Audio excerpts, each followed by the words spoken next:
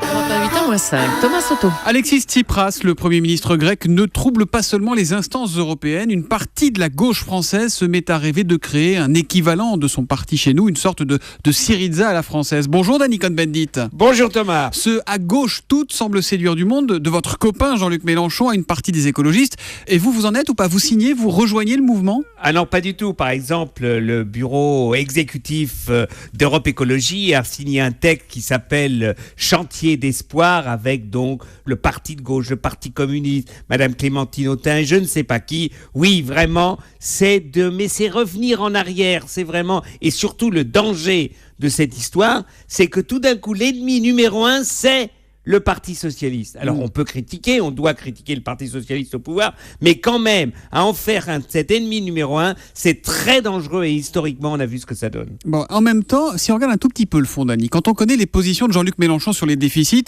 pour faire simple, lui, c'est laissons-les filer.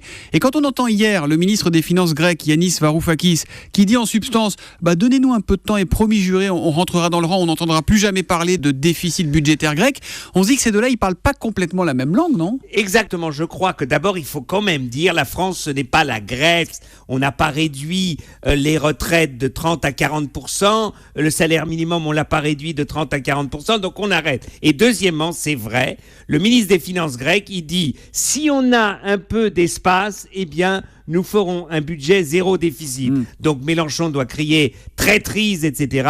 C'est une situation, c'est vrai, qu'il rejoint le camp de Hollande, c'est-à-dire que le déficit, c'est pas la chose la meilleure à faire dans une économie de marché. Ça veut dire que pendant que Jean-Luc Mélenchon vous rejoint de Tsipras, lui se rapproche de François Hollande, c'est ça? De toute façon, Tsipras a besoin et de Renzi et de François Hollande. Si Tsipras veut faire bouger l'Europe, et je crois que là, il a raison, il aura besoin aussi de compagnon de route, et François Hollande qui pourra faire le trait d'union, eh bien c'est bien, le voilà dans son rôle qu'il adore, faire des synthèses et le trait d'union, donc je crois que c'est bon pour Hollande. Une petite parenthèse, puisque vous parlez de François Hollande, Dany, sur vos amis écologistes, parce que là, il nous faut votre logiciel pour les comprendre. Entre la ligne Duflot, hors du gouvernement, est plutôt radicale donc, et celle de Jean-Vincent Placé et de Barbara Pompili qui piaffent d'impatience pour rentrer au gouvernement, il faut comprendre quoi, croire qui?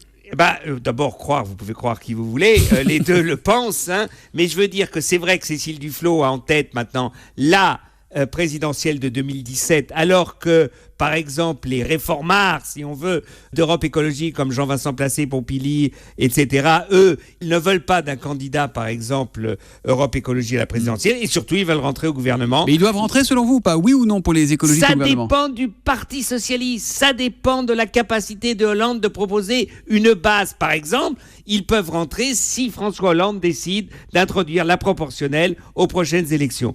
Sans rien, il n'y a rien. Donc, si le Parti Socialiste veut élargir sa majorité, eh bien, il a besoin aussi d'offrir quelque chose de réel. Et ben voilà une position qui est claire, c'est celle de Danny Cohn-Bendit, l'humeur de Dany tous les matins à 8h-5 sur Europe 1. Demain, Dany. À demain, Thomas. Bonne journée. Ciao, ciao.